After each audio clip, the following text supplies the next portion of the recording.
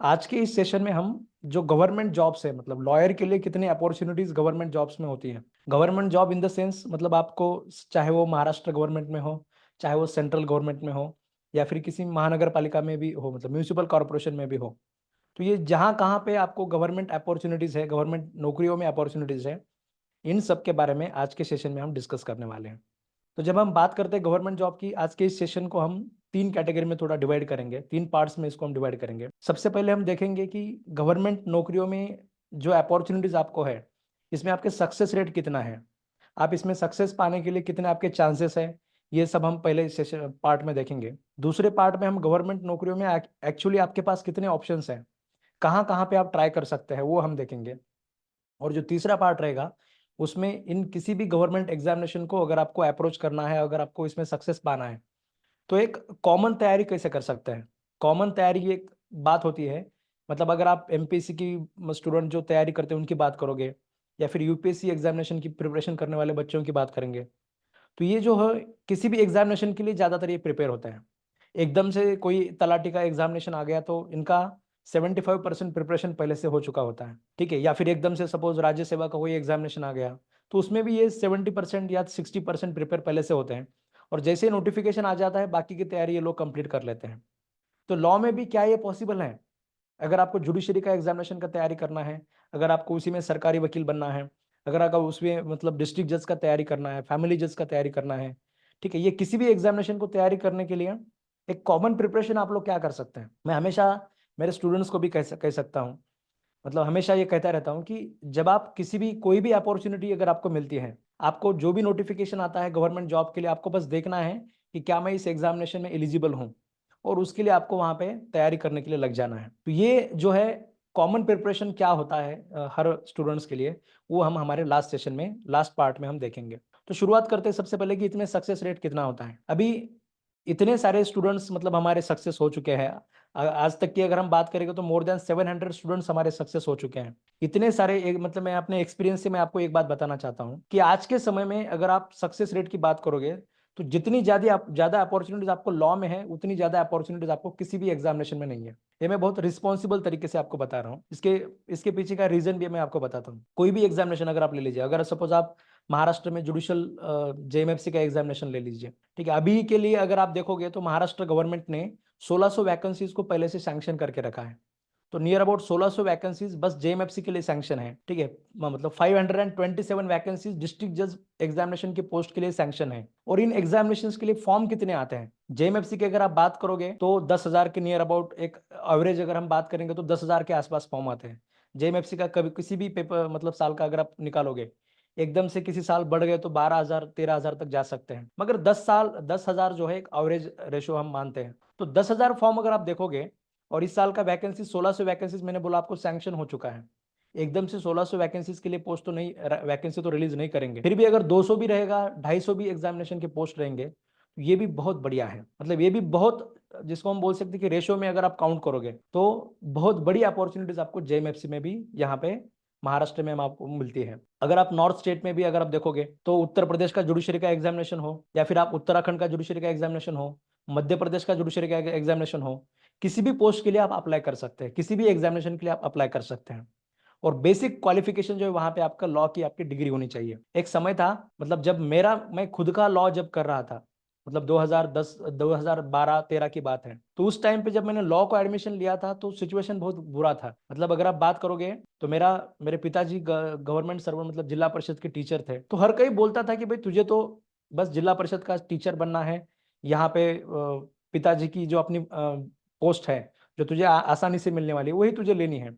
उनकी डेथ हो गई थी 2010 में। तो हर कोई मुझे यही बोलता था कि जो अनुकंप का नौकरी है वही तुझे लेना है, और उसके सिवा तुझे और कुछ नहीं करना है। तो उस टाइम जब मैंने लॉ का एडमिशन लिया था तो मतलब हर कोई निगेटिव तरीके से सोचता था कि लॉ में क्यों गया है, वहां पे तो कोई अपॉर्चुनिटी नहीं है, वकीलों को तो चाय के भी पैसे नहीं होते हैं।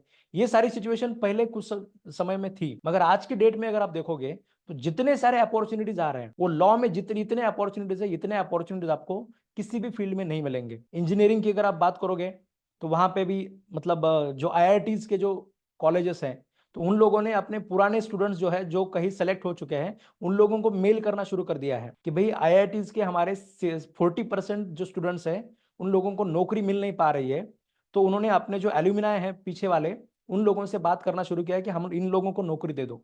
तो सबसे बढ़िया कॉलेज जो आईआईटीज होते हैं उनकी ये दिक्कत है। हर प्रोफेशन में अगर आप जाओगे, किसी भी प्रोफेशन में जाओगे, तो वहां पे नौकरियों के लिए इतनी सारी दिक्कतें लोगों को आ रही है। मगर लॉ में अगर आप देखोगे, सबसे पहले मैंने आपको बताया कि जेएमएफसी का पोस्ट, ठीक है, तो सक्सेस रेट ज्यादा क्यों है?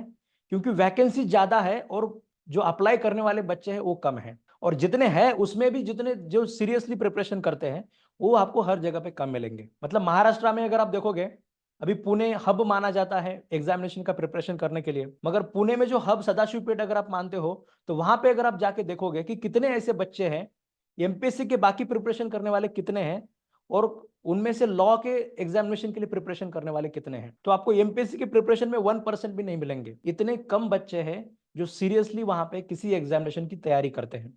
ये सिचुएशन है। आप कहीं पे भी जाइए, दिल्ली में अगर आप जाते हैं तो वहां पे आपको कोई ऐसा नगर मिलेगा जहां पे प्रिपरेशन करने वाले, बाकी एग्जामिनेशन की प्रिपरेशन करने वाले बच्चे बहुत सारे मिलेंगे, मगर लॉ स्पेसिफिकली करने वाले बच्चे आपको वहां पे कम मिलते हैं। तो मैं कहना ये चाहता हूं कि वैकेंसी ज्यादा है, तैयारी पोस्ट का एप्लीकेशन करने वाले लोग कम हैं, उसमें से भी जितने जो सीरियसली प्रिपरेशन करते हैं वो बच्चे और ज्यादा कम है, ठीक है। इसलिए रिजल्ट जो है आपका, आप आसानी से अगर आप दिल से अगर आप तैयारी करते हैं, ज्यादा आपका स्मार्ट वर्क करते हैं, हार्ड वर्क करते हैं, तो आपका सक्सेस रेट वहां पे ज्यादा होता है। अभी पिछला वाला सरकारी वकील का जो एग्जामिनेशन था, असिस्टेंट पब्लिक प्रोसिक्यूटर का एग्जामिनेशन, तो उसमें 431 बच्चों का सिलेक्शन हो गया। उसमें से 412 जो बच्चे हैं वो अपने स्टूडेंट्स थे। क्यों थे? क्योंकि जो लॉज उन्होंने बनाए थे, मतलब फॉरेस्ट एक्ट है या फिर कोई आर्म्स एक्ट है, ये लॉज ऐसे एग्जामिनेशन में पूछे जाते हैं जो डेली कोर्ट में आपके लिए बिल्कुल भी वहां पे आपके काम में नहीं होते हैं। तो कोर्ट में प्रैक्टिस करने वाले जो लोग होते हैं, सपोज मैं सिविल में प्रैक्टिस कर रहा हूं, तो मेरा उन सब्जेक्ट के साथ कोई कनेक्शन नहीं है। एकदम से मैं अगर तैयारी करने लग जाऊंगा, ठीक है, मैं अगर तैयारी कर लेता हूं तो मेरे लिए ये पॉसिबल हो जाता है, अदरवाइज दिक्कत हो जाती है। जेएमएफसी का अगर आप देखोगे, एक कॉमन प्रिपरेशन जो मैं आपको बता रहा था, तो जेएमएफसी के 12 सब्जेक्ट है। उसमें सिविल प्रोसीजर कोड है, उसमें ट्रांसफर ऑफ प्रॉपर्टी एक्ट है, कॉन्ट्रैक्ट एक्ट है, पार्टनरशिप एक्ट है, सेल्स ऑफ गुड्स एक्ट है, ठीक है। इकड़े यहाँ पे सीआरपीसी, अभी नए वाले जो लॉज रहेंगे हमारे, 3 criminal laws, CrPC, IPC, evidence, न्याय संहिता हो गया, नागरिक सुरक्षा संहिता हो गया। तो ये सारे जो नए 3 लॉज हैं, ये लॉज रहेंगे। और एडिशनली आपका कॉन्स्टिट्यूशन ऑफ इंडिया रहेगा, लिमिटेशन एक्ट रहेगा, महाराष्ट्र रेंट कंट्रोल एक्ट रहेगा। ये जो 12 आपके लॉज हैं, ये लॉज आपको हर एग्जामिनेशन में आपको देखने को मिलेंगे। पहली एग्जामिनेशन जेएमएफसी के बारे में जिसमें हम बात करते हैं, किसी भी स्टेट में अगर आप जाओगे तो जुडिशरी के जो एग्जामिनेशन होते हैं, मैजिस्ट्रेट का जो पोस्ट होता है, judicial magistrate of first class, तो ये पोस्ट ऐसा पोस्ट है जो हर साल वहां पे आपको देखने को मिलता है, ठीक है। मतलब जो पोस्ट का जो नोटिफिकेशन है वो आपको वहां पे देखने को मिलता है, किसी भी पोस्ट का हो, मतलब महाराष्ट्र में भी आएगा, यूपी में भी आएगा, और आपको उस स्टेट का लैंग्वेज अगर अगर आपको पता है तो आप उस स्टेट के एग्जामिनेशन के लिए वहां पे आप अपियर हो सकते हैं। तो ये 12 लॉज जो है, अभी दूसरा पोस्ट के बारे में जब हम बात करेंगे, असिस्टेंट लॉ, लीगल असिस्टेंट के बारे में अगर आप बात करोगे, तो ये 12 के 12 लॉज वहां पे कॉमन रहते हैं। ये 12 के 12 लॉज वहां पे कॉमन रहेंगे। अगर आपका इन 12 सब्जेक्ट का प्रिपरेशन पहले से हो चुका है, तो आपका 80% प्रिपरेशन लीगल असिस्टेंट के जब पोस्ट आएंगे तो उसके लिए आप 80% प्रिपरेशन आपका पहले से कंप्लीट होता है। तो बच जाता है 20%। कुछ लॉज अलग होते हैं, जैसे हाईकोर्ट के अपीलेट रूल्स रहेंगे, वो वहां पे अलग से पूछा जाता है। तो ऐसे जिस एग्जामिनेशन का जो अलग रिक्वायरमेंट है, उसके हिसाब से ये 20% जो पोर्शन है आपको अलग से पूछा जाएगा। डिस्ट्रिक्ट जज का एग्जामिनेशन अगर आप देखते हो, तो डिस्ट्रिक्ट जज के एग्जामिनेशन के लिए ऐसा फिक्स सिलेबस कोई दिया गया नहीं है, ठीक है। मैंने आपको पहले पोस्ट के बारे में बताया जेएमएफसी, जिसके लिए 12 सब्जेक्ट रहेंगे, 3 स्टेजेस में आपका एग्जामिनेशन रहेगा। जेएमएफसी प्रीलिम रहेगा, उसके बाद जेएमएफसी का मेंस रहेगा। मेंस आपका रिटर्न में रहता है, डिस्क्रिप्टिव एग्जामिनेशन में आपको लिखना पड़ता है, जजमेंट राइटिंग भी होता है। प्रीलिम आपका 100 मार्क का रहेगा, मेंस में आपको सिविल का 100 मार्क का पेपर रहेगा मेंस का, और क्रिमिनल का आपका 100 मार्क का पेपर रहेगा। तो 200 मार्क का आपका मेंस रहेगा और 50 मार्क का आपका इंटरव्यू रहेगा। ये जेएमएफसी के बारे में हो गया। सबसे मतलब एग्जाम जो पॉपुलर एग्जाम होता है, हर कोई इसी के पीछे भागता है। इसमें भी कंपटीशन अगर आप देखोगे, जज के, मैं हमेशा ये बच्चों को बोलता रहता हूँ कि जज के बगल में जो क्लर्क बैठा होता है उसका भी कंपटीशन बहुत ज्यादा है। कोई अगर कोर्ट से, कोई अगर क्लर्क का मुझे फोन आता है कि सर मैं सर्विसेज में हूँ, मतलब कोर्ट में सर्विस में हूँ, और मैं भी एलिजिबल हूँ जेएमएफसी एग्जामिनेशन के लिए, तो मैं देना चाहता हूँ, कंपटीशन कितना है, तो मैं उनको यही बताता हूँ कि आपने जो पोस्ट लिया है आपका, उसके लिए आपको जितना हार्डवर्क करना पड़ा है उससे 10% भी आपको हार्डवर्क जुडिशरी के लिए आपको करना नहीं पड़ेगा, ठीक है। क्योंकि उतना कंपटीशन यहाँ पे नहीं रहता है। आधा से ज्यादा काम तो पहले से सीख चुके होते हैं, उनका एक्सपीरियंस भी वहां पे काम में आता है, इंटरव्यू में वो भी कंसिडर किया जाता है। और बात होती है बस ये अपने प्रोफेशन से समय निकाल के ये 12 सब्जेक्ट की तैयारी करने की बात होती है, जो काम वो लोग आसानी से कर सकते हैं। वो जो एग्जामिनेशन उन्होंने क्लर्क का क्रैक किया, उसमें मैथ होगा, उसमें रीजनिंग होगा, उसमें कोई पोर्शन फिक्स नहीं होता है, कुछ भी सवाल एकदम से पूछ सकते हैं। मगर आप लॉ में कोई भी एग्जामिनेशन अगर आप निकाल लीजिए जहां पे रीजनिंग नहीं होता है, रीजनिंग का पार्ट जहां पे कम होता है, जहां पे करंट लीगल नॉलेज के बारे में सवाल कम होता है, वो पोस्ट अगर आप छोड़ दोगे तो लॉ में हर एग्जामिनेशन के लिए आपको जो है आप 95% तक आप स्कोर कर सकते हैं, क्योंकि हर सवाल आपको पता हो सकता है, हर सवाल आप एकदम से कंप्लीटली तैयारी कर सकते हैं। जो भी लॉज कोडिफाइड होते हैं उनमें हमें पता होता है कि भाई ये 100 सेक्शन है, ये 100 सेक्शन को अगर हम आसानी से मतलब एकदम से डीपली अगर हम इसको तैयार करेंगे, इसका एकदम से जूस करके हम पी जाएंगे, तो इसके अलावा कोई क्वेश्चन नहीं वहां पे आने वाला है। इस तरीके से अगर आप तैयारी करते हो तो आपका जो सिलेक्शन है उसके चांसेस वहां पे बढ़ जाते हैं। और जो एग्जामिनेशन बाकी एग्जामिनेशन होते हैं, मतलब एमपीएससी के होते हैं, क्लर्क के होते हैं, वहां पे करंट लीगल नॉलेज अगर आप बात करोगे तो कुछ भी पूछ सकते हैं।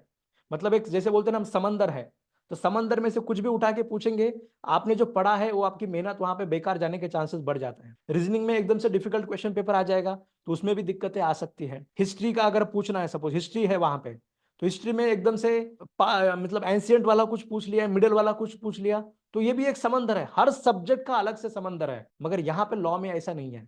कॉन्स्टिट्यूशन ऑफ इंडिया की जब आप बात करोगे तो आपको सब्जेक्ट में अगर कॉन्स्टिट्यूशन ऑफ इंडिया रहेगा तो आर्टिकल जितने हैं उसी के ऊपर सवाल पूछे जाएंगे। कॉन्स्टिट्यूशनल लॉ होगा तो ये अलग सब्जेक्ट हो जाता है, कॉन्स्टिट्यूशनल लॉ में जितने लॉज है वो भी आ जाते हैं। मगर कॉन्स्टिट्यूशन ऑफ इंडिया की जब हम बात करेंगे तो एक स्पेसिफिक पोर्शन है।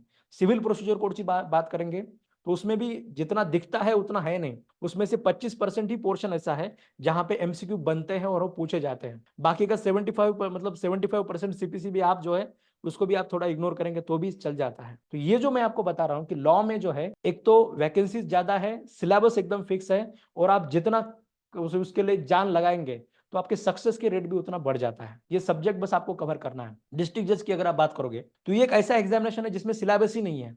बॉम्बे हाईकोर्ट ने तो यहाँ पे महाराष्ट्र में जब आप डिस्ट्रिक्ट जज की बात करेंगे तो कोई सिलेबस दिया ही नहीं है, कोई भी लॉ पूछ सकते हैं, पोस्को के ऊपर पूछ सकते हैं, ठीक है, फॉरेन एक्सचेंज के ऊपर पूछ सकते हैं, सिविल प्रोसीजर कोड, ये 12 लॉ तो वहां पे होते ही है। ऐसे कोई भी लॉ के उठा के वहां पे वो सवाल पूछ सकते हैं। तो वहां पे भी जब आप तैयारी करते हो तो ये जो मैंने आपको बताया कि ये कॉमन पोर्शन जो 12 लॉज का जो पोर्शन होता है, इनको अगर आप अच्छे से तैयारी करेंगे तो डीजे का जो है, डीजे में भी अगर आप देखोगे तो अभी ये लास्ट वाला पेपर अगर आप छोड़ देंगे तो हर साल का जो डीजे का क्वेश्चन पेपर होता है उसमें 70% 75% के सवाल जो होते हैं ये 12 सब्जेक्ट के पोर्शन के ऊपर ही आते हैं। सिविल प्रोसीजर को ज्यादा टारगेट वहां पे किया जाएगा, उसके ऊपर ज्यादा सवाल रहेंगे, सीआरपीसी को ज्यादा सवाल रहेंगे। कभी कभार ऐसे भी चांसेस होता है कि एकदम से माइनर लॉस को वहां पे खूब ज्यादा तरीके से वहां पे पूछा जा सकता है, तो ये भी वहां पे कर सकते हैं। तो ये सब चीजें हैं हमें यहाँ पे समझनी है। डिस्ट्रिक्ट जज का भी अगर आप तैयारी करते हो, कोई भी एग्जामिनेशन कर अगर आप तैयारी करते हो तो कॉमन प्रिपरेशन में आपको ये सारे पोर्शन जो है वो आपको अच्छे से तैयारी करना है। जेएमएफसी के लिए आपको अभी महाराष्ट्र में भी अगर आप देखोगे तो अगर आपके सारे सब्जेक्ट्स फर्स्ट अटेम्प्ट में क्लियर है, ठीक है, या फिर आपका एज जो है ओपन में 25 के अंदर है, और अगर आप किसी भी कैटेगरी से बिलोंग करते हैं तो 30 से अंदर अगर आपका एज है तो आप as a fresher without practice JMFC का एग्जामिनेशन दे सकते हैं। मगर किसी भी सब्जेक्ट में किसी भी साल में कोई भी बैकलॉग नहीं होना चाहिए। इवन आप एग्जामिनेशन को जाते भी नहीं है, कभी कभी ऐसा होता है कि एक आध सेमेस्टर में हम लोग बीमार होते हैं, तो बीमारी में आपकी कोई गलती नहीं होती है, वो तो कुछ ऐसा हो गया जिसकी वजह से आप लोग बीमार पड़ गए। तो बीमार भी अगर आप हैं तो फिर भी अगर आप एग्जामिनेशन को नहीं जाते तो उसको भी बैकलॉग माना जाता है, और आपको जब जेएमएफसी का एग्जामिनेशन देना होता है तो उसके लिए आपको 3 साल का प्रैक्टिस लगता है। ये हो गया पहला एग्जामिनेशन जेएमएफसी का। उसमें मैंने आपको बताया प्रीलिम होता है, मेंस होता है, इंटरव्यू होता है। दूसरा डिस्ट्रिक्ट जज का एग्जामिनेशन हम लोग देख रहे हैं। डिस्ट्रिक्ट जज के एग्जामिनेशन के लिए आपका 7 साल का प्रैक्टिस कंप्लीट होना चाहिए, 7 साल का प्रैक्टिस आपका कंप्लीट होना चाहिए। और ये डिस्ट्रिक्ट जज का एग्जामिनेशन एक ऐसा एग्जामिनेशन है जहां पे आपका जो प्रैक्टिस है वो आपने कितने अच्छे से प्रैक्टिस किया है। अभी वैकेंसी ज्यादा होते हैं तो ये सब इतना डिटेल में तैयारी का मतलब देखना कभी कभी पॉसिबल नहीं होता है। मगर जब 7 वैकेंसीज है, 5 वैकेंसीज है, 6 वैकेंसीज है, इसमें वैकेंसीज भी थोड़े कम होते हैं। तो डिस्ट्रिक्ट जज के वैकेंसीज जब ऐसे कम होते हैं तो वो लोगों को स्ट्रिक्टली उनको देखना होता है कि भाई जिसका अच्छे से प्रैक्टिस हुआ है, 10 मैटर वो लोग आपसे मांगते हैं कि किन 10 मैटर में आप लोगों ने एक्चुअली प्रैक्टिस किया है, वो भी आप लोगों को वहां पे डिस्ट्रिक्ट जज के एग्जामिनेशन के लिए दिखाना पड़ता है। उसके बाद फैमिली जज का एग्जामिनेशन है। अभी फैमिली जज का भी अगर आप देखोगे तो इसमें भी आपको 7 साल का प्रैक्टिस लगता है। डिस्ट्रिक्ट जज फैमिली जज दोनों के लिए आपका उम्र जो है वो 35+ होना चाहिए, तभी आप ये एग्जामिनेशन को अपेयर कर सकते हैं। डीजे में आपको जो आपका आखिरी जो एज है वो ओपन के लिए आपको 45 ईयर तक आप वहां पे दे सकते हैं, कैटेगरी से बिलोंग करते हैं तो 48 ईयर्स तक आप दे सकते हैं। तो ये डिस्ट्रिक्ट जज का एग्जामिनेशन का हो गया। थोड़ा डिफिकल्ट एग्जामिनेशन वहाँ पे डिस्ट्रिक्ट जज का होता है, क्योंकि इसमें और जेएमएफसी में अंतर क्या होता है, सिलेबस जो मैंने आपको बताया कि डीजे के लिए फिक्स सिलेबस नहीं है। एक तो ये चीज हो गई डिफिकल्टी में कि इसमें आपको 40+ लॉज वहाँ पे पूछे जा सकते हैं, और जेएमएफसी के लिए तो फिक्स सिलेबस है, 12 सब्जेक्ट का पोर्शन होता है, उसी में आपको सवाल पूछे जाते हैं। अभी ये जो लास्ट का जो जेएमएफसी का एग्जामिनेशन था, इसका मेरिट ही 85+ लगने वाला है, 85+ मेरिट लगने वाला है। तो मतलब बच्चों स्कोर भी वैसे कर देते हैं, क्योंकि एग्जामिनेशन का पोर्शन लिमिटेड है। तैयारी करने के बाद में हर चीज आप जो है तैयारी कर सकते हैं। डीजे के लिए जैसे पोर्शन ज्यादा होता है, सिलेबस भी वहां पे मतलब स्कोर भी वहां पे कम लगता है, मेरिट भी कम लगता है। और दूसरी बात डिस्ट्रिक्ट जज के लिए अगर आप देखोगे, जैसे मैंने आपको बताया कि सिलेबस बड़ा है, पोर्शन भी वहां पे कम लगता है, मगर कुछ बेनिफिट्स ऐसे भी आपको होते हैं कि वहां पे फॉर्म भी कम आते हैं। जेएमएफसी के लिए 10,000 मैंने आपको बोला था, डिस्ट्रिक्ट जज के लिए आपको 1000 फॉर्म आते हैं। 1000 फॉर्म ऑन एन एवरेज वहां पे हर साल के लिए 1000 लोग वहां पे एग्जामिनेशन के लिए फॉर्म भरते हैं। और सपोज 1000 फॉर्म में अभी लास्ट इस बार का जो वैकेंसी आया है वो 19 जगह के लिए वैकेंसी आया है। तो आप सोच लीजिए 19 जगह के लिए 1000 फॉर्म है। ये आप किसी भी एग्जामिनेशन के साथ मैच करके देख लीजिए। मतलब एमपीएससी के जो तलाटी है, एसटीआई है, राज्य सेवा है, ठीक है, यूपीएससी है, किसी भी एग्जामिनेशन के साथ मैच करके देख लीजिए। इवन जेएमएफसी के बगल में बैठने वाला जो क्लर्क होता है, मैं यहाँ पे ये बिल्कुल नहीं कहना चाहता हूँ कि क्लर्क का पोस्ट कुछ कम है। हर जो पोस्ट होता है गवर्नमेंट सर्विस होता है, उसका एक अलग डिग्निटी होता है। वो आदमी अपनी तरीके से एक अलग सेवा वहां पे देना चाहता है। मैं बस आपको ये कंपैरिजन वहां पे बता रहा हूँ। तो वो क्लर्क में पोस्ट करने वाला जो बंदा होता है उसका भी कंपटीशन वहां पे ज्यादा होता है, मगर डिस्ट्रिक्ट जज का वहां पे कम होता है। बात यह है कि आपका जो है वहां पे डिग्निटी वो सब अच्छे तरीके से चेक किया जाता है। आपने किस तरीके से कोर्ट में प्रैक्टिस किया है वो चेक किया जाता है। आपके जो 10 मैटर आप बता रहे कि इन 10 मैटर में मैंने प्रैक्टिस किया है, तो वो 10 मैटर को वो लोग चेक करते हैं। ठीक है, इंटरव्यू में भी आपकी जो जेन्यूनेस है, आप एक डिस्ट्रिक्ट जज के एक मटेरियल हो क्या डिस्ट्रिक्ट जज बनने के लिए, वो सब चीजें भी वहां पे अच्छे तरीके से चेक की जाती हैं। तो इसके बाद आप इस तरीके से आप डिस्ट्रिक्ट जज भी वहां पे बन सकते हैं। जेएमएफसी बन के डिस्ट्रिक्ट जज बनने में दिक्कतें हैं, मगर आप ये कॉम्पिटेटिव एग्जामिनेशन से डिस्ट्रिक्ट जज वहां पे अच्छे तरीके से आप बन सकते हैं। फैमिली जज का मैंने आपको बताया कि इसमें भी अगर आप देखोगे तो इसमें आपको फैमिली लॉज का पोर्शन, पर्सनल लॉज का पोर्शन आपको पूछा जाता है ज्यादा। इसका सिलेबस भी आपको वहां पे दिया जाता है। मेंस एग्जामिनेशन में अगर आप देखोगे फैमिली कोर्ट जज एग्जामिनेशन, अगर आप सर्च भी करोगे तो आपको नोटिफिकेशन मिल जाएगा। तो उसमें आपको मेंस का सिलेबस दिया जाता है। प्रीलिम में आपको बहुत सारे लॉज पूछ सकते हैं, प्रीलिम में आपको कॉन्स्टिट्यूशन भी पूछा जा सकता है, मगर मेंस में उन्होंने स्पेसिफिकली उनको आपको कुछ सब्जेक्ट दिए हैं, उसी के ऊपर आपको फैमिली कोर्ट जज के एग्जाम के लिए मतलब आपको सवाल पूछे जाते हैं। तो फैमिली कोर्ट में भी आपको 7 साल का प्रैक्टिस लगता है। उम्र तो 35 ईयर्स है ही वहां पे। एक और वहां पे क्राइटेरिया आपको मिलता है, अगर आपका एलएलएम वगैरह 7 साल का प्रैक्टिस कंप्लीट भी नहीं है, मगर आपका एलएलएम अगर आप पर्सनल लॉज में है, पर्सनल लॉज की अगर आप एक्सपर्टीज हो, तो वहां पे भी आपको प्रेफरेंस मिलता है। 7 साल का प्रैक्टिस जो होता है वो थोड़ा कम भी हो जाएगा, तो वहां पे मतलब आपको कंसिडर वहां पे किया जा सकता है।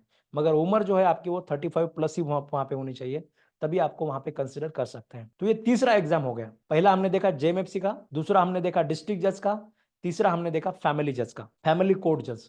इसके भी वैकेंसीज नियर अबाउट हर साल आते हैं, एक आध साल गैप होता है। फैमिली कोर्ट जज के एग्जामिनेशन के लिए भी आपको कभी 7 वैकेंसीज रहेंगे, कभी मतलब 10 रहेंगे। लास्ट टाइम पे 12 वैकेंसीज थे। ठीक है, डिस्ट्रिक्ट जज के लिए नियर अबाउट 6, 7, 8, 9 ऐसे वैकेंसीज रहते हैं, मगर इस बार अभी बड़ा वैकेंसी आया है 19 जगह का।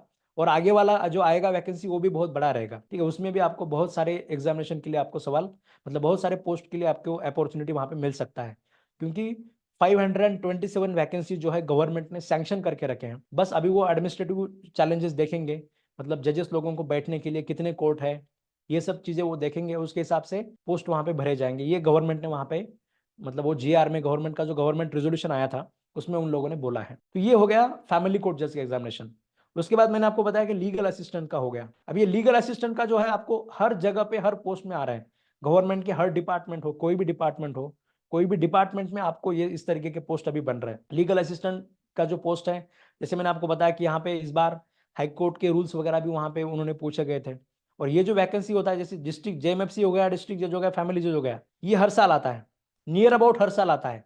एक आध साल का एक्सेप्शनल ईयर कभी कभी गैप हो जाएगा, अदरवाइज ये तीनों के तीनों पोस्ट जो वहां पे ये हर साल आते हैं। ठीक है, तीसरा जो ये लीगल असिस्टेंट का जो है, इसका हम एकदम से गारंटी के साथ नहीं बता सकते कि इस साल आएगा कि नहीं आएगा। ठीक है, तो ये ऐसा पोस्ट है जिसके लिए आपको अपडेट रहना पड़ता है। ठीक है, अभी ये अपडेट रहने के लिए आप मतलब अभी ऐसे जो ग्रुप्स होते हैं, अभी प्ली के भी कुछ ग्रुप्स है, वहां पे भी वो लोग ऐसे कुछ अपडेट शेयर करते होंगे। अपने मतलब क्लासेस के भी ग्रुप्स होते हैं, तो वहां पे भी आपको ये अपडेट शेयर किए जाते हैं। तो आपको बस देखना है कि नया पोस्ट आया है, वैकेंसी आया है, और उसके लिए आपको बस देखना है कि उसमें मैं क्वालिफाई हूं कि नहीं हूं। तो लीगल असिस्टेंट उसी तरीके का पोस्ट है जो हर साल नहीं आता है, जिसका अपडेट रखने के लिए आपको किसी ना किसी मतलब ऐसे इंस्टीट्यूशन के साथ आपको रहना पड़ता है, जहां पे आपको ये सारे अपडेट टाइम पे मिलते हैं, क्योंकि जो फॉर्म भरने का टाइम होता है उसी टाइम में आपको वहां पे कंप्लीटली फॉर्म भरना पड़ता है। अभी के लिए अगर आप देखोगे तो लॉ ऑफिसर का मतलब अभी वैकेंसीज ओपन है, लीगल एडवाइजर का वैकेंसीज ओपन है, मतलब 21 मार्च तक आप उन वैकेंसीज के लिए अप्लाई कर सकते हैं। तो वो भी आपको वहाँ पे मतलब एमपीएससी की वेबसाइट पे आपको मिलेगा। तो ये सारी जो कुछ ऐसी पोस्ट होती है जो हर साल नहीं आती है, अभी इसके बारे में हम जितनी अभी एग्जामिनेशन देखेंगे, ये 3 एग्जामिनेशन लॉयर्स के लिए ऐसी है जो हर साल आती है। इसके अलावा जो अभी हम एग्जामिनेशन देखने वाले हैं वो किसी साल आएगी, किसी साल नहीं आएगी, बस आपको बस प्रिपेयर करके रखना है और उसके लिए तैयारी करके रखना है। और जैसे आएगी आपको वहां पे बस प्रिपरेशन में जो बचा कुचा प्रिपरेशन है उसमें आपको लग जाना है फॉर्म भर के। तो लीगल असिस्टेंट का हो गया। जैसे मैंने आपको बताया कि इसमें भी जो 12 सब्जेक्ट तो जेएमएफसी की ये 80% का सिलेबस था, और 20% में उसमें कुछ अलग लॉज भी थे, ठीक है, जैसे कुछ लैंड रेवेन्यू के कुछ लॉज रहेंगे या फिर हाईकोर्ट के एपीलेट रूल्स रहेंगे, ऐसे कुछ लॉज भी वहां पे पूछे गए थे। उसके बाद कंज्यूमर फोरम के मेंबर के लिए भी कभी कभी वैकेंसी आता है। कंज्यूमर फोरम आपको हमको पता है, कंज्यूमर प्रोटेक्शन एक्ट हमको पता है, ठीक है, डिस्ट्रिक्ट लेवल पे फोरम होता है, ठीक है, स्टेट लेवल पे फोरम होता है। तो इन फोरम में भी काम करने के लिए जो मेंबर्स होते हैं उनके भी वैकेंसीज वहां पे इस साल भी आए थे, उसका थोड़ा बाद में दिक्कत भी हो गया है। तो ऐसे वैकेंसीज के लिए भी आपको वहां पे तैयारी करना पड़ता है। तो इनमें भी आपको बहुत सारे लॉज वहां पे कॉमन भी मिलेंगे, और इसके अलावा जैसे कंज्यूमर प्रोटेक्शन हो गया, मतलब सब्जेक्ट मैटर से स्पेशलाइज की जो लॉज है वो भी आपको वहां पे पूछे जाएंगे कंज्यूमर फोरम के लिए। उसके बाद एक और बढ़िया पॉपुलर वैकेंसी होता है असिस्टेंट पब्लिक प्रोसिक्यूटर का। तो असिस्टेंट पब्लिक प्रोसिक्यूटर का वैकेंसी भी अगर आप देखोगे तो ये भी आपको हर साल नहीं मिलता है, ये भी मतलब 3 साल में आएगा, 4 साल में आएगा, 5 साल में आएगा। तो इसका भी ऐसा ही है, मगर ये जब वैकेंसी आता है तो इसमें बहुत बढ़िया वैकेंसीज होता है, ठीक है, मतलब 550 के आसपास आपको वैकेंसी मिलेगा। अभी इस बार की एग्जामिनेशन के लिए अगर आप देखोगे तो अपॉर्चुनिटी इतना बड़ा था, फॉर्म नियर अबाउट 4,500 के आसपास फॉर्म आए थे, और उसमें से 550 लोगों को तो वहां पे पोस्ट मिलने वाला था, ठीक है। प्रीलिम का एग्जामिनेशन इसमें होता नहीं है, इसमें डायरेक्टली आपको मेंस का एग्जामिनेशन था, और मेंस का एग्जामिनेशन में इसमें महाराष्ट्र में ऐसा है कि अभी जुडिशरी में वैकेंसीज मतलब रिजर्वेशन नहीं है, ठीक है। एमपी जुडिशरी में अगर आप जाओगे तो वहां पे आपको रिजर्वेशन मिलेगा, मतलब बहुत सारी जुडिशरीज में आपको रिजर्वेशन मिलेगा, मगर महाराष्ट्र में जेएमएफसी में रिजर्वेशन नहीं है, डिस्ट्रिक्ट जज में नहीं है, फैमिली जज में नहीं है। इवन जो जो भी कोई भर्ती जो है मतलब बॉम्बे हाई कोर्ट के द्वारा की जाती है उसमें कहीं पे भी आपको रिजर्वेशन वहां पे आपको देखने को नहीं मिलेगा। मगर असिस्टेंट पब्लिक प्रोसिक्यूटर का जो वैकेंसी है एमपीएससी द्वारा भरा जाता है, ठीक है, ये थोड़ा अलग विंग भी है, तो यहाँ पे आपको रिजर्वेशन भी आपको देखने को मिलता है। और मैंने जैसे आपको बताया कि अपॉर्चुनिटी बहुत बढ़िया होती है, और लॉ में कंपटीशन बहुत कम है। क्यों बोला था? क्योंकि इसमें एक कुछ बच्चे ऐसे भी थे जिनको मार्क्स कुछ भी नहीं थे, जो मेंस का क्वेश्चन पेपर था उसमें 7 मार्क थे, 0 मार्क थे कुछ किसी बच्चों को, उनको भी इंटरव्यू के लिए बोला गया था, ठीक है, क्योंकि रिजर्वेशन के कुछ मसले होंगे, रिजर्वेशन हो या उस कैटेगरी में कोई मिला नहीं है, तो ऐसी ऐसी ऐसी भी दिक्कतें वहां पे, ऐसे भी वहां पे सिलेक्शन वहां पे हो जाता है। तो असिस्टेंट पब्लिक प्रोसिक्यूटर का भी एग्जामिनेशन अगर आप देखोगे तो इसमें भी कंपटीशन बहुत कम है, 4,500 फॉर्म आएंगे और उसमें से 550 वैकेंसीज रहेंगे। इतना बड़ा कंपटीशन, मैं आपको दावे के साथ कहता हूं कि आप इंडिया में किसी भी गवर्नमेंट कंपटीशन जिसका क्लास 1 पोस्ट है, क्लास 1 पोस्ट के लिए भारत में तो आप कोई भी एग्जामिनेशन दिखा दीजिए आज के समय में, जहां पे इतना कम कंपटीशन है, 4,500 बच्चे ही बस फॉर्म भरेंगे और 550 क्लास 1 के पोस्ट रहेंगे, क्लास 1 पोस्ट। तो ये कंपटीशन आपको इंडिया में कहीं भी नहीं मिलेगा जो आपको लॉ लीगल फील्ड में आपको देखने को मिलता है, ठीक है। और हर साल कुछ अलग अलग होता है, ये सोचने की बात नहीं है कि अभी असिस्टेंट पब्लिक प्रोसिक्यूटर का एग्जामिनेशन तो हाथ से गया, अभी ये तो मेरे हाथ में नहीं है, तो मैं क्या अभी क्या कर सकता हूँ, अभी ये तो 2-3 साल लगेंगे और आने को, ठीक है। ऐसा नहीं है कि 2-3 साल ही लगेंगे, अगले साल आ भी सकता है, उसके अगले साल आ भी सकता है, बस आपको बस पेशेंस रखना है और आपका तैयारी कंटिन्यू रखना है, ठीक है। अभी आपके लिए अगर अगर आप डिस्ट्रिक्ट जज का वैकेंसी चल रहा है, डिस्ट्रिक्ट जज का 19 वैकेंसी, मतलब हर साल जितना वैकेंसी आता है, ठीक है, सपोज हर साल 6 वैकेंसी आता है, तो ये 3 मतलब उसके 3 टाइम्स वैकेंसी इस साल आया है, 19 जगह का वैकेंसी। और इससे आगे वाला जो आएगा डिस्ट्रिक्ट जज का वैकेंसी, जिसके लिए अभी असिस्टेंट पब्लिक प्रोसिक्यूटर के लिए आपका 5 साल का प्रैक्टिस होना चाहिए, या डिस्ट्रिक्ट जज के लिए आपका 7 साल का प्रैक्टिस होना चाहिए।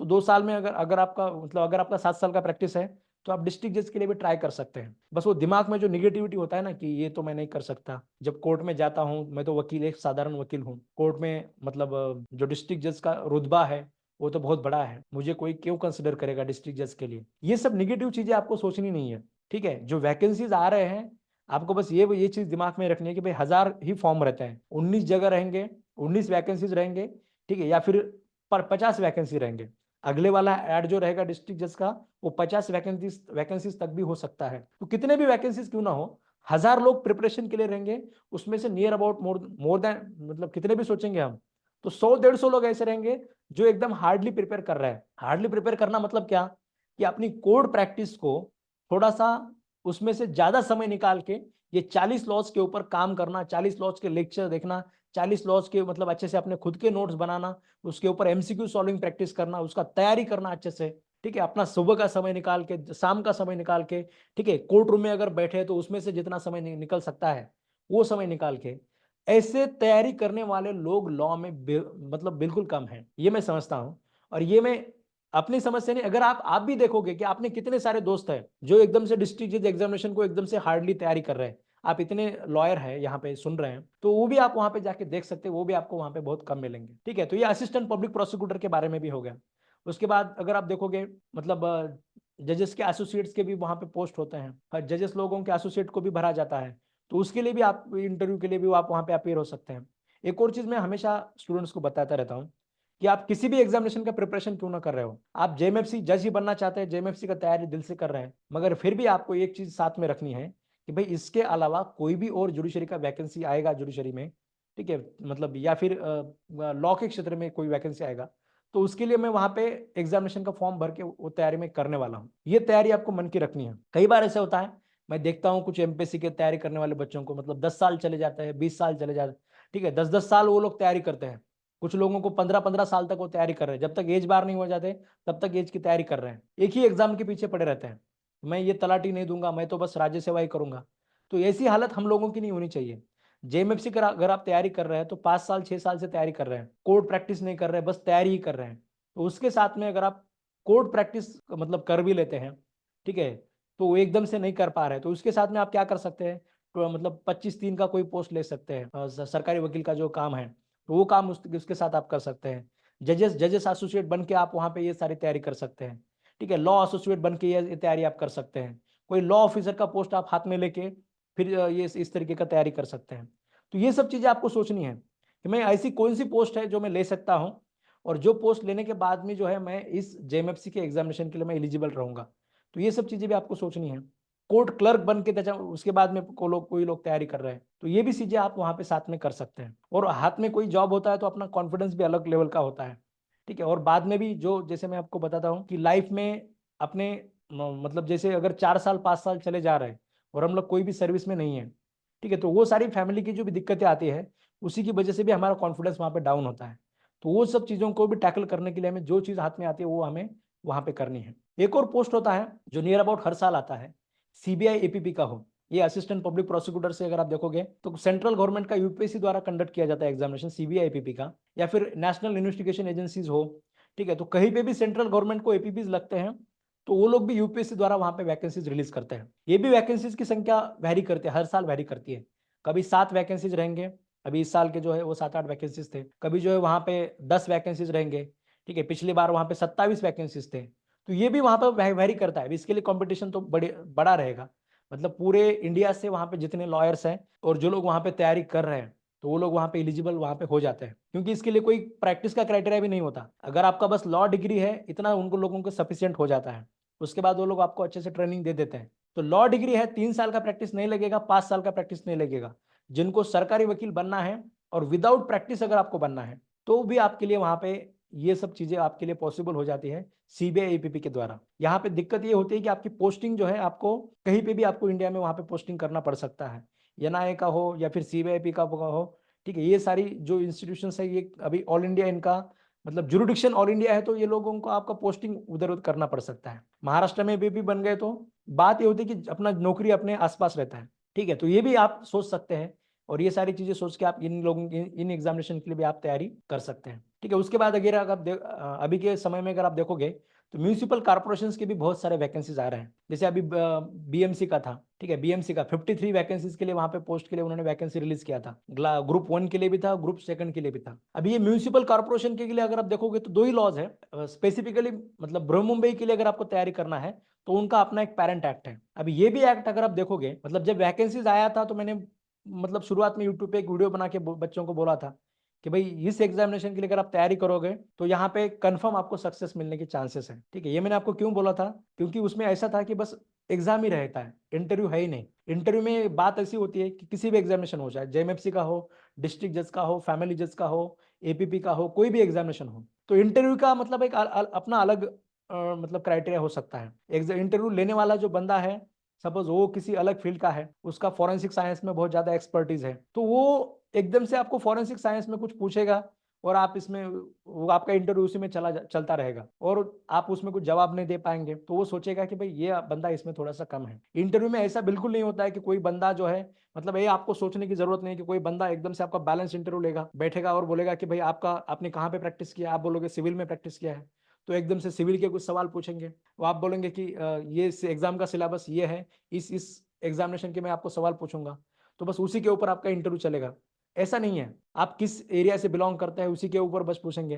तो इंटरव्यू में जो होता है, मतलब जैसे हम बोलते हैं कि वो भी एक समंदर है, उसमें आपका इंटरव्यू कहीं पे भी जा सकता है। आप में से कोई बंदे ऐसे भी हो सकते हैं जिनका सिविल प्रैक्टिस जो मतलब प्रैक्टिस उन्होंने किया ही नहीं है, मगर फिर भी वहां पे जो बोल रहे हैं कि 3 साल का प्रैक्टिस है, तो सारा का सारा इंटरव्यू प्रैक्टिस के ऊपर चला गया, तो वहां पे भी आपकी दिक्कत होती है। असिस्टेंट पब्लिक प्रोसिक्यूटर के इंटरव्यू जो थे, उन्होंने 5 मिनट को किसी बंदे का इंटरव्यू ले लिया, किसी को 4 मिनट बस बुला के रखा और 4 मिनट में बस कहाँ से आए हो, किस गांव से आए हो, खाना क्या खाया, इतना पूछ के बस भेज दिया था, क्योंकि इंटरव्यू बहुत ज्यादा थे, इतने सारे लोगों के, उन लोगों को इंटरव्यू लेने थे। ठीक है, मतलब नियर अबाउट उन लोगों को 1600 लोगों के इंटरव्यू लेने थे, तो जितना डेडिकेशन से इंटरव्यू लेना चाहिए था उन लोगों ने लिया ही नहीं। तो ये भी चीज ऐसी है कि अपने हाथ में नहीं होती है। मगर म्यूनिसिपल कॉर्पोरेशन के जो वैकेंसीज आ रहे हैं, इनमें बस और बस आपको एक एमसीक्यू तरीके का आपका एग्जामिनेशन है, उस एग्जामिनेशन को आपको उसमें अच्छा स्कोर बनाना है, और जब आपका अच्छा स्कोर बन जाएगा, ठीक है, तो फिर आपका सिलेक्शन वहां पे पक्का हो जाता है। अभी बीएमसी में जो है मतलब 53 वैकेंसीज थे, ठीक है, नियर अबाउट 80% स्टूडेंट जो है मतलब हमारे स्टूडेंट्स हैं। ठीक है, उसका पीछे का रीजन क्या है, जो बीएमसी का लॉ है, लॉ ऐसे है कि इसको कहीं पे भी डेली प्रैक्टिस में नहीं आता है। ठीक है, 550 पेजेस का लॉ है, जो इतना पुराना लॉ है, इसमें है क्या, इसमें स्टैंडिंग कमेटी जो होती है, ठीक है, म्यूनिसिपल कॉर्पोरेशन में कितने मेंबर रहेंगे, ये इतने, इसमें कौन सी कमिटीज रहेंगी, ठीक है, वार्ड कमेटी में कितने मेंबर रहते हैं, ठीक है, परिवहन कमेटी में कितने मेंबर रहते हैं, इस जो स्टैंडिंग कमेटी है इसका क्या क्या काम है। तो ये सारी चीजें ऐसी हैं जो नॉर्मल किसी भी लॉयर को पता नहीं होती है, किसी भी लॉयर का उस लॉ के साथ, ब्रू मुंबई के लॉ के साथ कोई ऐसे डायरेक्ट कनेक्शन ही नहीं होता है। तो ऐसे एग्जामिनेशन को भी अगर आप टारगेट करोगे तो वहां पे भी आपका सिलेक्शन के चांसेस बढ़ जाते हैं। ठीक है, अभी ये लातूर महानगर पालिका का आ गया, नांदेड़ महानगर पालिका आ गया, ठाणे महानगर पालिका का आ गया, हर म्यूनिसिपल कॉर्पोरेशन जो है अभी लॉयर्स के लिए वैकेंसीज वहां पे निकाल रहा है। ठीक है, तो ये भी हमारे लिए बड़ी अपॉर्चुनिटी है, और इसमें क्लास 1 का भी पोस्ट है, क्लास 2 के भी पोस्ट है, तो क्लास 1 के लिए भी आप ट्राई कर सकते हैं, क्लास 2 के लिए आप ट्राई कर सकते हैं। और ये भी वैकेंसीज 1 साल 2 साल छोड़ के हर साल नियर अबाउट आ रहे हैं। और 2 ही लॉ आपको तैयारी करना है, एक बृहन मुंबई का अगर आप तैयारी करोगे, और दूसरा महाराष्ट्र, पूरे महाराष्ट्र के बाकी महानगर पालिका के लिए एक ही लॉ है। ठीक है, महाराष्ट्र म्यूनिसिपल कॉर्पोरेशन एक्ट एक ही लॉ है। जो आप लातूर महानगर पालिका के लिए प्रिपरेशन करोगे तो वही लॉ रहेगा, नांदेड़ महानगर पालिका के लिए प्रिपरेशन करोगे तो वही लॉ रहेगा। मैं ये सारी चीजें जो है उन बच्चों के लिए बता रहा हूँ, उन कैंडिडेट्स के लिए बता रहा हूँ जो कैंडिडेट्स किसी भी हाल में गवर्नमेंट नौकरी चाहते हैं। ठीक है, अगर आपको किसी भी हाल में गवर्नमेंट नौकरी चाहिए, आपको लॉ में ही किसी ना किसी गवर्नमेंट पोस्टिंग आपको चाहिए, तो ये सारी तैयारी आपको करनी पड़ेगी। जेएमएफसी का हो, ये तो हर साल आता है, इसका पोर्शन जो है हमें हमेशा बना के रखना पड़ता है। अभी वैकेंसी थोड़ा इधर उधर जाता है, 2024 का भी वैकेंसी जो है बहुत बड़ा वैकेंसी आएगा, तो ये भी वैकेंसी मतलब अभी सोच रहे कि कब आएगा, 17 मार्च का उन्होंने डेट दिया था, तो 17 मार्च का डेट थोड़ा आगे चला जा सकता है, मगर ये तो कंफर्म है कि वैकेंसी आएगा और बहुत बड़ा आएगा। नियर अबाउट 348 वैकेंसीज तो वहां पे होने के चांसेस है, कम से कम 348 तो वहां पे रहेंगे। जो गवर्नमेंट ने भी माना है कि इतना एडमिनिस्ट्रेशन तो हमारे पास है, इतने जजेस को बिठाने के लिए हमारे पास कोर्ट रूम्स वगैरह सब है, ये तो गवर्नमेंट आना है, तो इतना वैकेंसी जेएमएफसी के लिए भी आ सकता है। ठीक है, तो थोड़ा डिले हो जाएगा, आगे आएगा, अभी आएगा, मगर हम लोगों को जो है तैयारी वहां पे अपनी बनाए रखनी है। और ये पॉजिटिव में जो हमने आपको बताया कि कॉन्फिडेंस, यहाँ पे कंपटीशन बहुत कम है, तो निगेटिव सोच जो है हमारे दिल को छूनी भी नहीं चाहिए। निगेटिव सोच को हमसे एकदम से दूर, आपसे खुद से दूर रखिए, और जो प्रिपरेशन है आपका उसमें बना के रखिए। ठीक है, लॉ में मैं ये बिल्कुल नहीं कह रहा हूँ, लॉ में तैयारी करते वक्त आपको जो है आपका कोड प्रैक्टिस छोड़ देना चाहिए, या फिर जो दूसरा काम कर रहे हैं वो छोड़ देना चाहिए और बस इन गवर्नमेंट एग्जाम्स के पीछे लगना चाहिए, ये मैं बिल्कुल भी आपको नहीं कहूँगा। जो भी काम आप कर रहे हैं, जो भी आप सर्विसेज आप कर रहे हैं, अगर आपको लगता है कि मुझे और बेटर तरीके से सर्व करना है, ठीक है, मुझे जुडिशरी को सर्व करना है, मुझे न्यायदान के काम में कुछ हाथ मतलब देना है, ठीक है। तो ये काम अगर आपको करना है तो बस आपको ये निगेटिव सोच आपसे दूर रखनी है और जेएमएफसी की तैयारी के लिए आपको लगना है। और साथ में ये भी ध्यान रखना है कि मेरे पास अगर कोई पोस्ट नहीं है, अगर आप पहले से कोर्ट क्लर्क वगैरह नहीं है, वहां पे कोई काम नहीं करते हैं, दूसरा कुछ ऐसा कोई काम नहीं करते हैं, तो जो भी गवर्नमेंट इंस्टीट्यूशन में आपको काम करने का संधि मिलेगा, ठीक है, वो आपको वहां पे लेना है। लॉ असिस्टेंट हो, ठीक है, लॉ क्लर्क हो, या फिर जो भी पोस्ट आपको मिलेगा, ठीक है, जहां पे आप मतलब एलिजिबल है जिस पोस्ट को फॉर्म भरने के लिए, तो वहां पे आपको ट्राई करना है, ठीक है। बाकी बात क्या होती है कि वहां पे अगर आपका प्रैक्टिस काउंट हो सकता है, तो आपको पहले ये सोचना है कि भाई यहाँ पे प्रैक्टिस काउंट होगा क्या, ये नौकरी करते वक्त मैं जुडिशरी के पोस्ट वहां पे दे सकूंगा क्या, ये आपको सोचना है। जो बहुत सारे पोस्ट आपको ऐसे रहेंगे।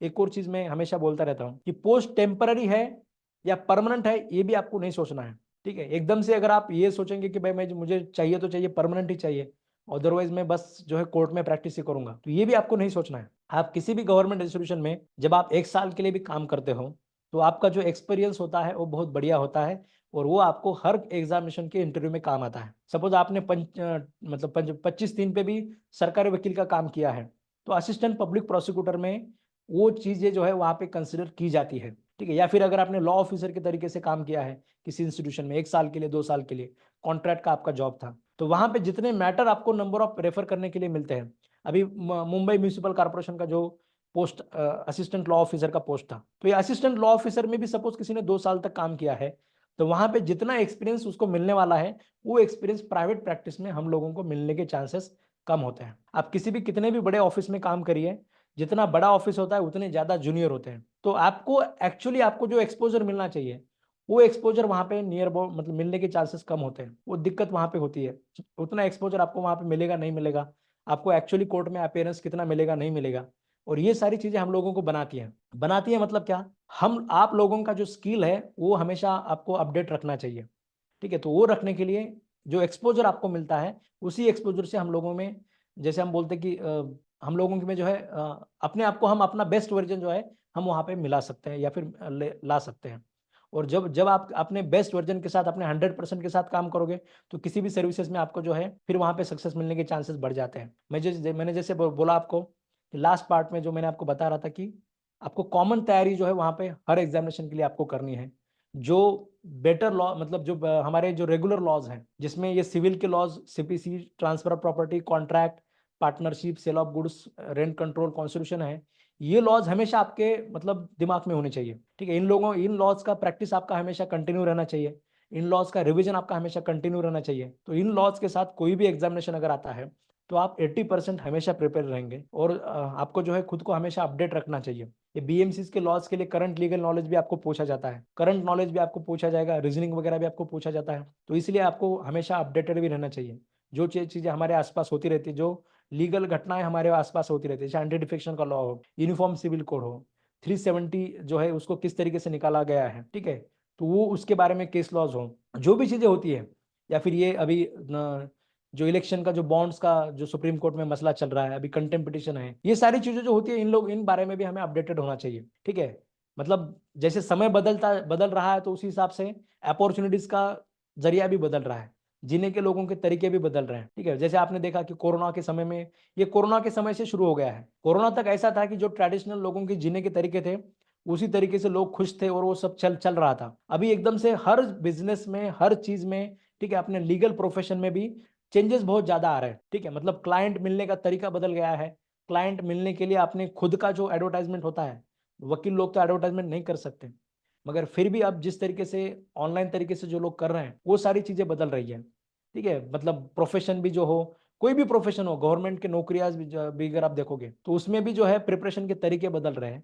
तो आपको जो है हर चीज हमेशा खुद को अपडेट करना चाहिए, ठीक है। जैसे मैं अभी एआई का जमाना है, तो चैट जीपीटी वगैरह भी अगर आप देखोगे, तो लोगों के हर सवाल का जवाब इतने आसान तरीके से वो लोग दे रहे हैं, ठीक है। तो उसके हिसाब से भी आप खुद ज्यादा ग्रोथ कर सकते हैं। तो वो सब चीजों के बारे में भी आपको सोचना चाहिए, ठीक है। नए नए जो फीचर्स आ रहे हैं, नए जो चीजें आ रहे हैं, ठीक है, तो इसमें से लोगों का जीने का जरिया बदल रहा है, तो वो भी चीजें आप लोगों को अपडेट रखना चाहिए।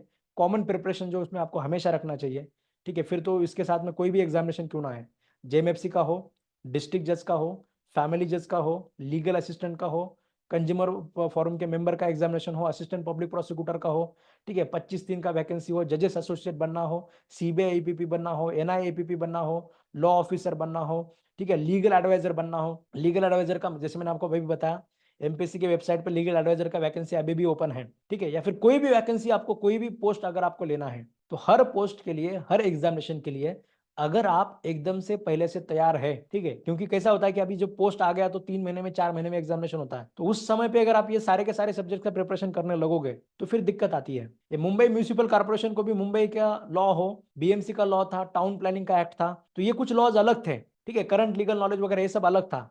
मगर जेएमएफसी के जो मेन अपने कॉमन लॉज होते हैं, कॉन्स्टिट्यूशन ऑफ इंडिया हो, आईपीसी हो, सीपीसी हो, ये सारे लॉज तो वहां पे भी थे। तो ऐसे आपको देखने को मिलेगा कि कोई भी लॉज अगर आप कोई भी एग्जामिनेशन नया वाला तैयारी करोगे तो 80% 70% प्रिपरेशन अपना पहले से बना रहना चाहिए। इसीलिए ये जो मैंने आपको जेएमएफसी के लॉज बताए, इन लॉज का आप अच्छे से तैयारी करो, ताकि आप जो है कंपटीशन में हमेशा बने रहेंगे, और जो भी वैकेंसी आएगा उसके बारे में आपको अपडेटेड रहना पड़ेगा, ठीक है। किसी भी ग्रुप में आप एसोसिएटेड हो सकते हैं, ठीक है, अपने भी ग्रुप होते हैं, आप यूट्यूब पे भी प्रोफेसर करार डालोगे तो आपको व्हाट्सएप ग्रुप के लिंक मिल जाएंगे, हर जगह पे कॉन्टैक्ट नंबर भी मिलेगा। मगर आपको हर तरीके से खुद को अपडेट रखना है। कोई भी वैकेंसी आए तो उसमें बस एलिजिबिलिटी का कॉलम चेक करना है। उसके बाद में दूसरा चीज आपको देखना है, सिलेबस क्या है, ये मैं कवर कर सकता हूँ क्या, एग्जामिनेशन का डेट क्या है, और ये देख के आपको बस उसमें लग जाना है। ये चीजें अगर आप करोगे तो फिर आप वहां पे कंपटीशन में बने रहोगे। Sir, I have two questions. One is you were discussing about JMFC. The age limit is you said below 25, but you were at the simultaneously you were telling about 3 years experience. So what is the at that stage 3 years of experience? What is the minimum and maximum age? For the if you have 3 year practice experience, then if you belong to open category, then you can appear till the 35, and if you belong to any particular category, then you can appear for the examination till the 40 years. Okay. And what about the district judge? You said about district judge 7 years experience. In that Yes. category also, you said for open category 35 is the 35 Minimum. plus you can apply. Yes. Yeah, minimum. What is the maximum in that category? Maximum is open, for the open category it is 45, and for the reserve category it is 48. Okay. Even for family court judge also is the same, maximum 45, 35 to 45. Yes, yes. Maximum के लिए वहां पे ऐसा दिया नहीं है, मगर minimum 35 होना चाहिए। For family court judge, you're Yes, telling. yes, ma'am. Okay, thank you, sir. Thank you ma'am. तो रजिस्ट्रेशन फॉर्म में क्वेरी आया था कि कौन सा न्यूज़पेपर आप रेकमेंड करेंगे जिससे करंट इश्यूज स्ट्रॉन्ग हो। अगर आपको न्यूज़पेपर लीगली अपडेट रहने के लिए करना है तो आप the Hindu express, the Hindu जो है, या फिर इंडियन एक्सप्रेस, इनमें से कोई भी आप रेफर कर सकते हैं। बस कोई भी जो लेंगे तो वही डेली पढ़ना है। Okay sir. Yes sir, good evening. Sir मैं बैंक में जॉब करता हूँ एज एन लीगल मैनेजर। मैं Okay. अप्लाई कर सकता हूँ जेएमएफसी के लिए? बैंक में अगर लीगल मैनेजर अप्लाई कर मतलब आपका कितने साल का आपने कोई ओपन प्रैक्टिस किया है? प्रैक्टिस तो किया है 3 साल के लिए, पुणे में ही किया है। तो उसके बेसिस के ऊपर आप कर सकते हैं। मतलब वहां पे ऐसा नहीं दिया है कि पोस्ट को अप्लाई करने से पहले 3 साल, ऐसा नहीं दिया है, तो उसके बेसिस पे कर सकते हैं। बैंक सर्विसेज के हिसाब से आप एलिजिबल नहीं रहेंगे। और आपका कैटेगरी और एज क्या है, मतलब ज्यादा है क्या एज? 35 से 30 से ज्यादा है क्या? कैटेगरी तो एनटी है और 32 एज है। नहीं, तो वैसे भी नहीं रहेगा। ये 3 साल के इस हिसाब से आप दे सकते हैं, जो ओपन किया है Okay. प्रैक्टिस उसके हिसाब थैंक यू सर। से। Yes sir, thank you. Sir ते डिस्ट्रिक्ट एक्झामिनेशनच्या वेळेस sir district examination by nomination sir by nomination मध्ये काय असतं? डिस्ट्रिक्ट जज काय म्हटले तुम्ही सर? लक्षात नाही आलं सर डिस्ट्रिक्ट एक्झामिनेशन आपली जेव्हा निघते advertisement हा, मध्ये, त्याच्या त्यावेळेस सर अपोजिट ते मध्ये जे असतं ना, त्याच्या अपोजिट मध्ये प्रमोशनचं असतात, आणि सर ते नॉमिनेशन concept जे होतं नाही आपलं का? ते ओपन Nomination. एक्झामिनेशन नुसार जे होतं त्याला नॉमिनेशन असं आपण म्हणतो. माझं असं म्हणणं होतं, समजा आता माझं वय आहे 48 इयर्स, ओके, ओके. आणि मी आता इथून 7 किंवा 8 वर्षाची प्रॅक्टिस केली तर मी डीजे ला अप्लाय करू शकतो का? नाही सर, तुमचं म्हणजे तुम्हाला नाही देता येणार सर. 48 नुसार एज बार होऊन जातं सर. ओके. असं 7 वर्षाची प्रॅक्टिस मध्ये विदिन 48 इयर्सच्या आतच पाहिजे एससी कॅन्डिडेटला? 48 7 वर्ष प्रॅक्टिस झाली पाहिजे, आणि 48च्या अगोदरच पाहिजे, त्याच्यानंतर नाही देता येणार. Yes sir, thank you. Thank you. Hello sir, yes sir, please. मला क्वेश्चन होतं की 3 वर्षाची प्रॅक्टिस कन्सिडर करताना म्हणजे काय कोणत्या गोष्टींचं बघितलं जातं जेएमएफसी साठी? जेएमएफसी ला 3 वर्षाची प्रॅक्टिस कन्सिडर करत असताना तुम्हाला तुमची सनदपासून जी प्रॅक्टिस आहे, म्हणजे तुम्ही सनद ज्या तारखेला घेतलेली आहे तिथपासूनच हा. कन्सिडर केलं जातं. आणि बाकी जसं डिस्ट्रिक्ट जजला जसे तुमचे मॅटर वगैरे बघितले जातात, तसं हा, बाकीच्या काही गोष्टी बघितल्या जात नाहीत जेएमएफसी ला. आता सध्या यांनी म्हणजे- नवीन सुरू केलेलं आहे की तुमचं व्हेरिफिकेशन वगैरे करणं जे आहे की तुम्ही कंपल्सरी करा, हे मॅटर दाखवा. हा हा त्याच्यानुसार लोकल बारचं सुद्धा रजिस्ट्रेशन करायला लावतायत ते आता. हा हा पण ओके सध्या तरी थँक्यू नियम असा आहे की तुमचं सनदपासून धरलं जाईल. Okay thank you yes. सर अभी जो नए लॉ आए हैं 3, जैसे कि आईपीसी को रिप्लेस किया है, सीआरपीसी को एंड इंडियन एविडेंस एक्ट को, तो वो कब से एग्जाम में लागू होंगे? तो हमें किस तरह से पढ़ाई करनी चाहिए? वो उसका ऐसा है कि अभी इसके बाद जो नोटिफिकेशन आएंगे मतलब इलेक्शन के बाद, तो वो सारे एग्जामिनेशन के लिए अभी प्रोबेबिलिटी यही है कि वो नए लॉज एप्लीकेबल रहेंगे. और जो एग्जामिनेशन पहले से आ चुके हैं जिनका नोटिफिकेशन मतलब जिनका एग्जामिनेशन का डेट जो है वो 1 जुलाई से पहले रहेगा, जैसे अभी फिलहाल के जो जेएमएफसी के मेंस एग्जामिनेशन है, तो उनके लिए जो है पुराने लॉज ही रहेंगे. और नए वाले लॉ जो है जब जो नया जेएमएफसी का 2024 का नोटिफिकेशन आएगा, इन एग्जामिनेशन के लिए चांसेस है कि नए लॉज ही रहेंगे वहाँ पे. और हमें जो है उनके जो कंपेरिजन है दोनों में, तो उन लोगों को पढ़ना शुरू करना चाहिए. क्योंकि अभी के जो एग्जामिनेशन आपके है, जब जेएमएफसी का मेंस के भी है, तो उसमें आपको लीगल एसे के लिए हो या फिर किसी और एग्जामिनेशन के लिए हो, आपको ये दोनों लॉज के जो बदलाव है ये पूछे जाने के चांसेस बहुत ज्यादा है. मेरा पर्सनल ऐसा मानना कि इस बार के जेएमएफसी एग्जामिनेशन के मेंस के लिए भी new amendments in criminal laws वगैरह ऐसे टॉपिक हो सकता है. तो भले लॉज पुराने रहेंगे आपके नोटिफिकेशन में, ये बदलाव जो हुए हैं ये आपको हर हाल में किसी भी गवर्नमेंट एग्जामिनेशन के लिए आपको तैयारी में होने चाहिए. इतना ही नहीं, इंटरव्यू में भी आपको ये पूछेंगे, भले आपके सिलेबस में हो या ना हो, तो आपके पास ऑप्शन नहीं है कि आपको अभी से शुरू करना चाहिए नए लॉज पढ़ने के लिए. Okay sir, thank you. Hello sir. Yes sir, please. Yes sir. Sir DJ exam के लिए आपने बोला ना कि 10 केसेस आपको पूछे जाएंगे, तो किस प्रकार से वो पूछे जाएंगे सर? मतलब क्या एग्जैक्टली उनको चाहिए होता है सर केसेस के regarding? Yes sir, yes, I got it sir. तो हाँ। डीजे का जो होता है अभी जेएमएफसी का, जैसे मैंने आपको बताया कि आपको फॉर्मली पूछते हैं कि भाई किस एग्जामिनेशन में या किस कोर्ट में आपने कौन से मैटर में आपने अपेयर किया है. मगर डीजे हाँ के लिए हाँ जो है आपको 10 केसेस देने पड़ेंगे, जो जैसे डॉक्यूमेंट वेरिफिकेशन होता है ना, जैसे आपका कास्ट सर्टिफिकेट है, तो उसी तरीके यस से सर। वो वेरीफाई करेंगे कि आपने इन मैटर में एक्चुअली आपने अपेयरेंस दिया है क्या. और फिर अच्छा इंटरव्यू में आपको उसी के ऊपर सवाल पूछ सकते हैं कि आपने एक्चुअली अच्छा आपका क्या काम था, केस के क्या फैक्ट्स थे, और आपने क्या अच्छा डिफेंस लिया था, तो केस का निर्णय क्या आया था, जजेस कौन थे हम्म। वहां पे. ये सारी चीजें आपको अच्छा वहां पे पूछ सकते हैं. तो सर अगर मान लीजिए कि हम आफ्टर 5 इयर्स 25 दिन का भी अगर वैकेंसी रहे, तो अगर हम वो अपॉर्चुनिटी अगर ग्रैब करें, तो भी हम डीजे के लिए अपियर हो सकते हैं क्या सर? यस यस, 25 दिन का जो वैकेंसी है वो किसी भी एग्जामिनेशन के लिए आपको बार नहीं करता है. आप वहां अच्छा पे सर, किसी भी एग्जामिनेशन के लिए अपेयर हो सकते हैं. Thank you sir. Yes. Sir मैंने ये एजीपी की एड आने वाली है ऐसा सुना था, तो ये सच में एजीपी की एड आएगी क्या सर? इसमें दिक्कत ये है मैम कि जो गवर्नमेंट है उनमें बहुत दिक्कतें हैं. मतलब ओके। गवर्नमेंट जो पहले वाली थी उनको चाहिए वो करने मतलब देने वाले थे वैकेंसी, फिर से उसमें बदलाव हो गया. और ये लोग जो है इतने पॉजिटिव है नहीं इसमें. अभी जो अगर इसमें कुछ बदलाव होता है, ये इलेक्शन पे डिपेंड करता है, जो आगे का सरकार आएगा वो क्या डिसीजन लेता है उसके ऊपर डिपेंड है. फिलहाल के लिए तो नहीं बोल सकते कि वैकेंसी आएगी. ठीक है सर। वैसे सुप्रीम कोर्ट ने कहा था सर, तो मुझे ऐसा लगा कि आएगी, क्या पता 50% सुप्रीम नहीं, कोर्ट ने कहा था आएगी सुप्रीम कोर्ट करके। ने कहा है, मगर ये लोग जो इन्होंने जो है ना गवर्नमेंट के नए जीआर वगैरह ये बना रहे हैं, उन्होंने ड्राफ्ट करके रखा है कि भाई हमारे यहाँ ओके। पे ये दिक्कत है इसलिए हम ऐसे भरेंगे. तो ठीक गवर्नमेंट के इशू आ रहे हैं उसमें. ठीक है, thank you sir. Yes ma'am. Yes ma'am, मैं लास्ट में सभी लोगों को यही बात बोलूंगा कि हर एग्जामिनेशन, जैसे मैंने आपको बताया कि जो इससे पहले भी बताया वही बताऊंगा कि जो बेसिक लॉज जो है, जो 10-12 जो लॉज हमारे कंपलसरी होते हैं हर किसी एग्जामिनेशन में, उन लॉज के साथ आप हमेशा बने रहिए. उनका तैयारी जो है उसमें कभी भी कम मत पड़ने दीजिए. उनका एमसीक्यू सॉल्विंग प्रैक्टिस हो, उनका तैयारी हो, उनका रिविजन हो, हमेशा बने रहिए. ये आपको आपके प्रोफेशन में भी आपको बढ़ावा देता रहेगा. हमारे साथ लॉयर के साथ कई बार ऐसे होता है कि कोई भी सवाल आपको पूछा जाता है, हम उसका जवाब दे देते हैं, मगर वो जवाब जो होता है कई बार अपने लीगल सेंस के ऊपर हम देने का प्रयास करते हैं. तो वो ना करते हुए, जब आपके लॉज का नॉलेज अगर आपका पक्का रहेगा, तो उन नॉलेज के हिसाब से अगर आप लॉ देंगे तो आप अपने आगे वाले क्लाइंट को भी कन्विंस कर पाएंगे, जजेस को भी कन्विंस कर पाएंगे, किसी एग्जाम में इंटरव्यू में जाते हैं तो पैनल को भी कन्विंस कर पाएंगे. तो अपना जो तैयारी है वो अच्छे से रखिए, और जो भी आपको पूछा जाता है अपने लीगल नॉलेज के हिसाब से जवाब दीजिए. अपना हर समय जो दिन का जो है डेली जो अपना समय होता है वो प्रोडक्टिव चीजों में अपना समय इन्वेस्ट कीजिए. आपको हर रात को सोते वक्त आपको सोचना है कि भाई मैंने प्रोडक्टिव क्या किया है. ठीक है, बाकी जो चीजें हैं सोशल मीडिया वगैरह, इनसे थोड़ा दूरी रहेंगे. मतलब अभी इंडिया में सिचुएशन ये है कि 50% लोग जो है वो ये रील्स वगैरह की चीजों से एडिक्टेड है. तो अपना वो सारा अनप्रोडक्टिव से समय जा रहा है. तो उसको अगर आप सोचेंगे, थोड़ा इसको कवर करेंगे, और रात को अगर सोते वक्त सोचेंगे कि भाई क्या प्रोडक्टिव मैंने आज दिन में किया है, तो फिर आपका निश्चित सारी तरीके से मतलब किसी ना किसी सर्विसेज में आप बिल्कुल नौकरी पा सकेंगे। और फिर से एक बार प्ली को मैं धन्यवाद देना चाहता हूँ कि इतने सारे लोगों के साथ उन्होंने मुझे कनेक्ट करने का ये जो अवसर दिया है, इसके लिए मैं इनका भी धन्यवाद करता हूँ। Thank you ma'am. Thank you so much sir, हमें मार्गदर्शन देने और इतनी क्लैरिटी देने। आशा करते हैं आपके साथ हम फ्यूचर में और सेशंस कर पाए। Thank you. Yes ma'am, thank you ma'am.